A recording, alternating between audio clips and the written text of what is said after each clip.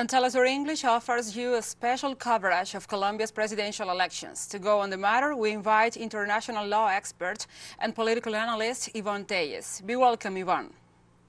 Thank you very much for the invitation.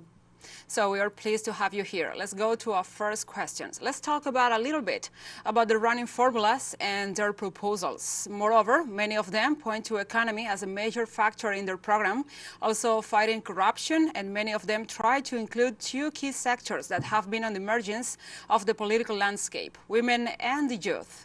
Even if there are similarities, how the differences between these government plans are the key to define this election?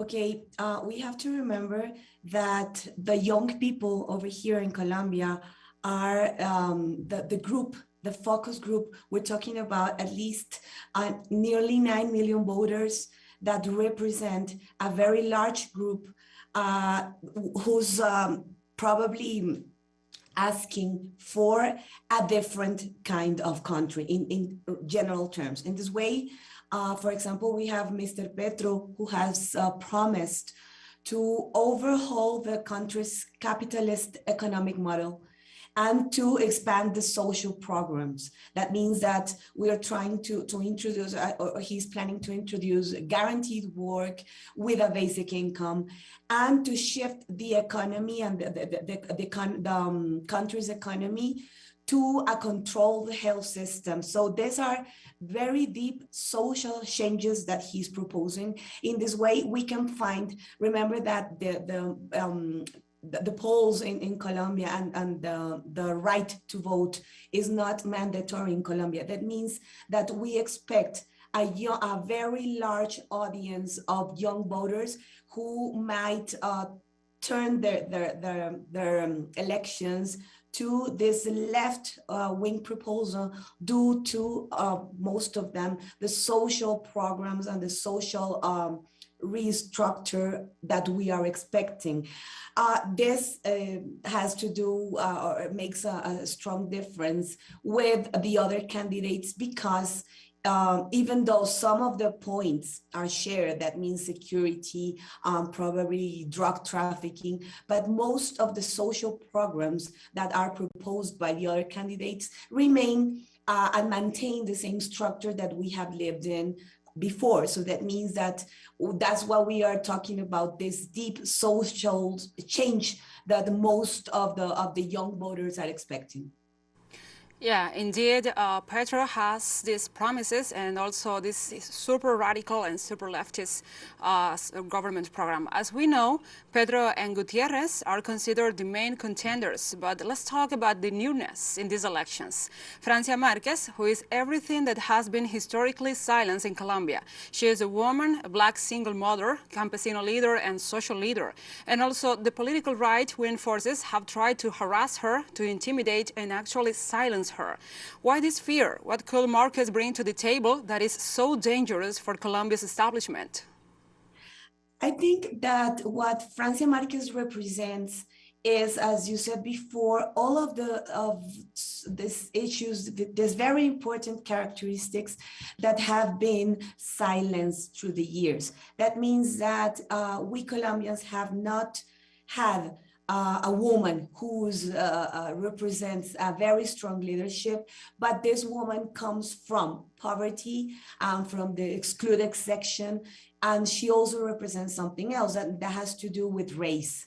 So what happens in Colombia? We Colombians don't distinguish ourselves as Afro people or as poor people, because that's how we have been educated, and this class conscious focus that we Colombians have separate groups of Colombians. That means that what does Francia brings to the table? She brings social awareness, race awareness, gender awareness, violence awareness regarding what has been excluded and what has been silenced, because there has been a construction, a discourse constructed in order to let the people think, or to make the people think that the conflict is something happening very far from their own spaces, and in this way also that probably conflict has not touched me because I live in this small bubble.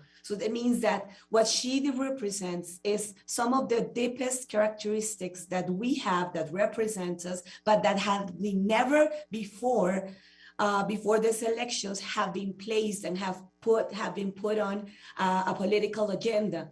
So that is something that probably scares the establishment. Yeah, actually, I personally believe that Francia Marquez is not only what Colombia has always silenced, but all what Latin America has always silenced in politics. But let's move on to other topic. Finally, because of polarization, this could be one pivotal movement in Colombia's history. And many believe this could be the very end of Uribe's legacy in the country. Is that so? Well, I think that this is a very, very important and probably the first real opportunity for a different proposal to come to the first office. I think that even though we could find that if Petro would enter office, he could be or he could have his hands tied by some political structures, never before the left has had this clearest opportunity to go into office. What does this mean? It means that probably I'm not able to say that Uribe's legacy will be over, but if we are open to different proposals, a different social structure, probably the empowerment of the silenced voices that this proposal represents, probably we can face a different kind of country, a different kind of atmosphere. I know for years to run for office is not that a long time in order to have big changes within a country, but at least this could mean that we can go, for example, back to the peace accords and what we have been and what has been designed as a development path and as an economic path, as a reconciliation path. And that means not only between one group or the other, that means not only FARC and government, but within ourselves. So probably this will be a clearest opportunity in a way to leave behind some of the very strong elite structures that we have been living before and just open ourselves to a different plan. So yes, we thank you, Ivonne, for your time and your presence hearing from the South. Thank you very much. So now we have more after a short break. Stay with us.